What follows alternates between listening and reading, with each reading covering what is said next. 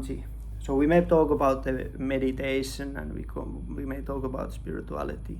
We may talk about devotion and love and enlightenment and prana and chakras and karma and whatever. We may talk about some higher topics, but the problem is this, that if you don't understand the basics,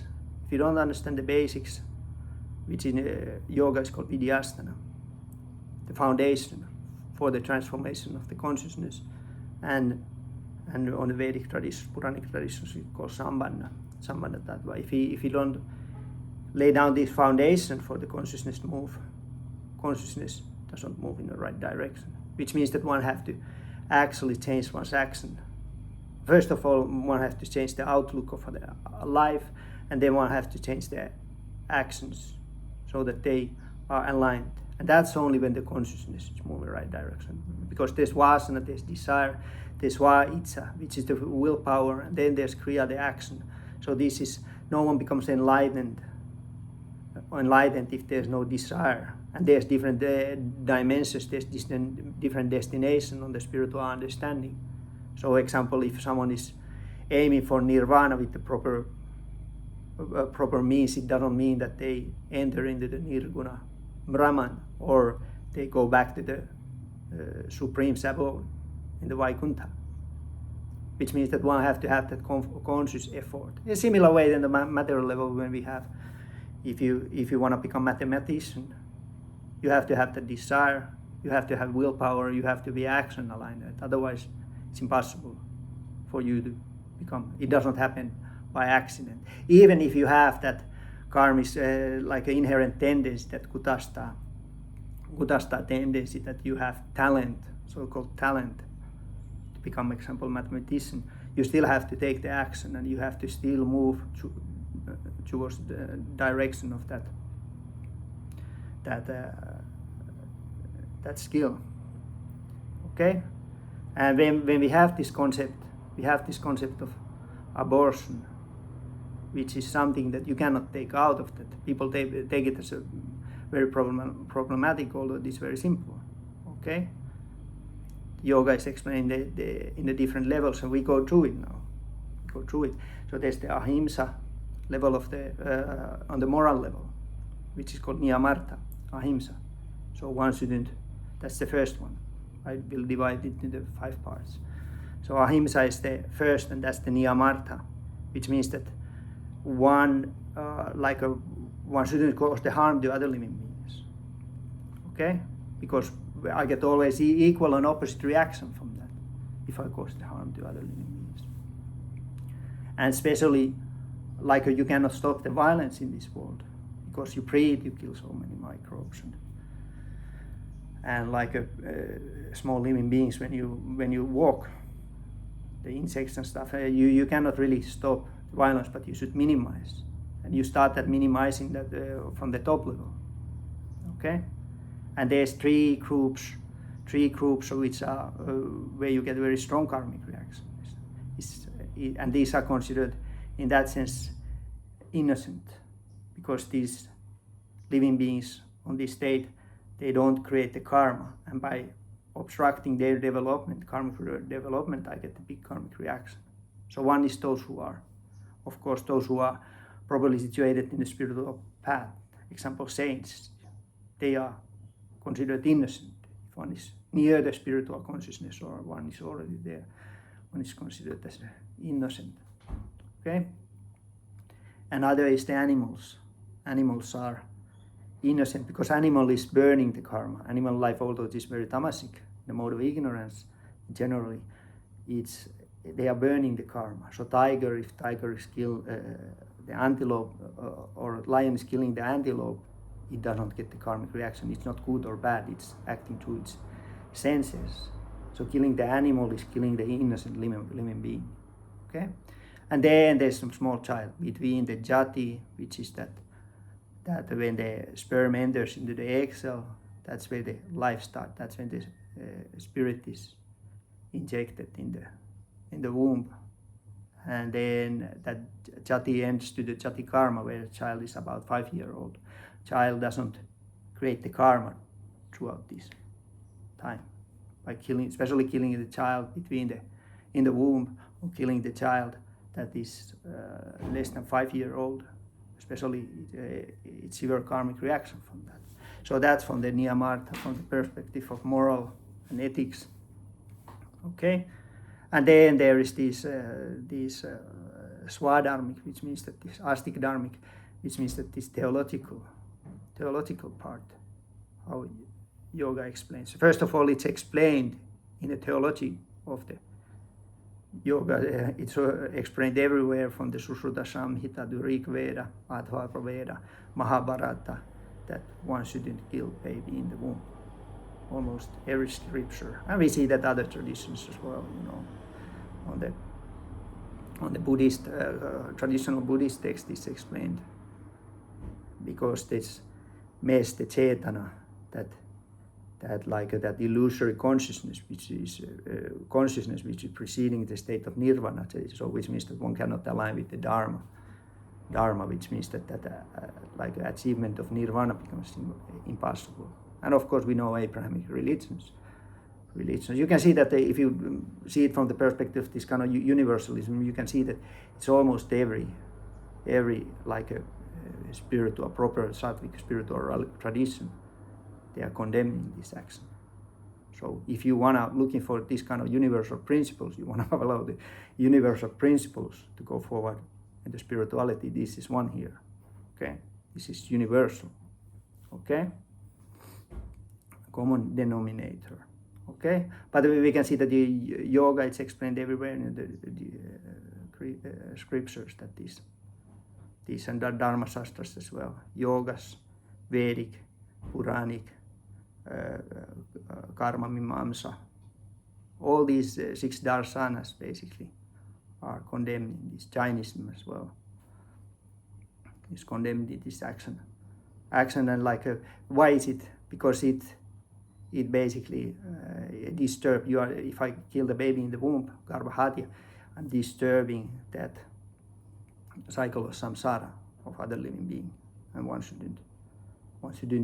We are not allowed to do it. No one is allowed to unnecessarily do it and purposely do it. Okay. And then there's the Sushma Prakash, which is that metaphysical dimension on that. How it affects to the if someone is killing the baby in the womb, that disturbs, one loses the varna. This is explained in Gautama's Dharma Shastra example. One loses, and it's explained in the practice itself. There's ahara, which is a physical manifestation of the prana, and there's this that ahara has varna. It has certain color. Okay, and by eating meat or killing the child in the womb, that ahara loses that color. And when the ahara is losing that color, it cannot become prana, it cannot become tejas. And tejas is running the viveka, which is the faculty of discrimination. It becomes impossible to one understand the spiritual topics. And we can see it. We can see people who support this kind of stuff and doing this kind of stuff, it's impossible to have any conversation based on yoga, metaphysics, or philosophy about this topic, or theological, or to speak about having the theological conversation. It's impossible. It's always staying on this moral level. Women should have right to do what they want to do. It's always staying on this level. It's impossible for them to understand. So it's proved by the practical understanding. Okay? And then there is this Brahma Prakash, which is this spiritual perspective on that, which means that, as we mentioned before, I have to have that conscious desire, and willpower have to direct to that desire in order to me to go forward with the spiritually.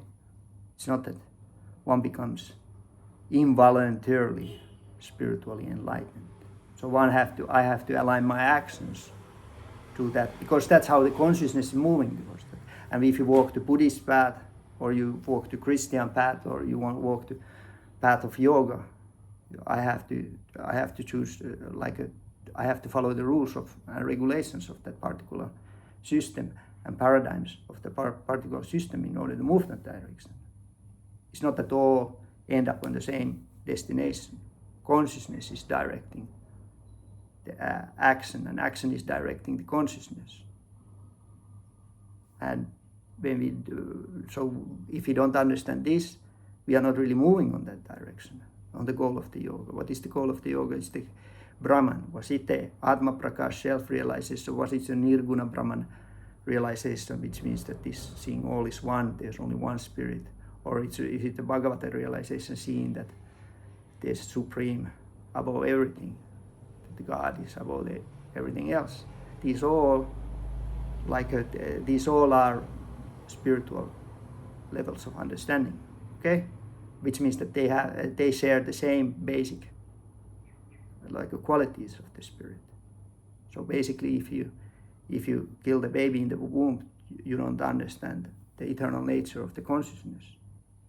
That consciousness is not developing, consciousness is not born. Okay, which means that if the body is developing in the womb, it means that consciousness is there. Okay, which means consciousness is, so you cannot say that that it's consciousness coming later. Okay, which means that you don't understand the basic idea of the consciousness theoretically. You cannot really move on that direction before you understand that. And if you understand that, you are basically bound to act in that way. You cannot anymore. Like if you understand that the animals are ultimately spiritual consciousness, you cannot kill it anymore without reason. You cannot do it anymore.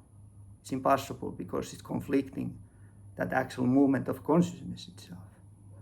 And the other is this, that understanding it from the perspective of Mahat, how the material energy is working. I have to understand the action of the spirit in order to rise on the spiritual level. I have to understand the action of material energy. And I should understand that how the consciousness, karma anusayi karmin, Patanjali explains this in the Yoga Sutras example, that the consciousness, karmi, is bound to karma, which means that body doesn't develop without the living being. So you cannot also say that the soul is jumping into that in some later in the pregnancy.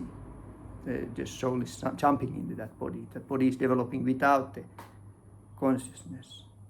So this is again, so these two dimensions means that if I support these kind of things, I do these kind of things, it means that I don't understand, first of all, I don't understand it theoretically, what to speak about understanding it practically, which means the spiritual practice is impossible.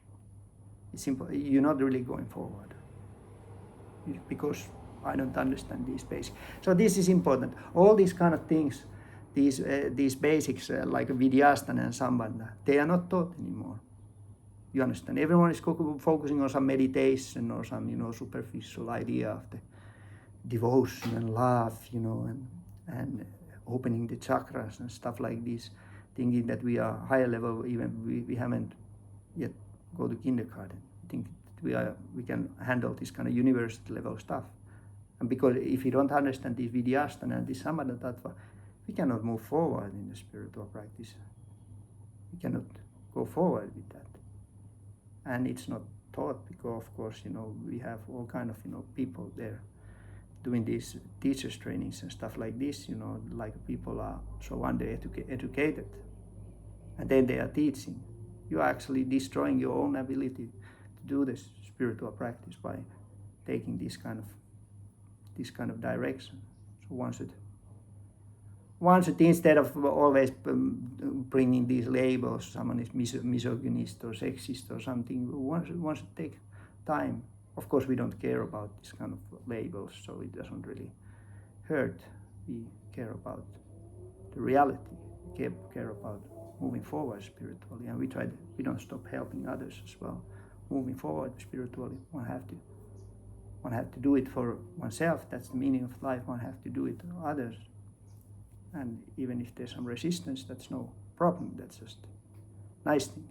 So take a moment to think about it from what you just heard. okay, it doesn't go away. It doesn't go away. It will be always there.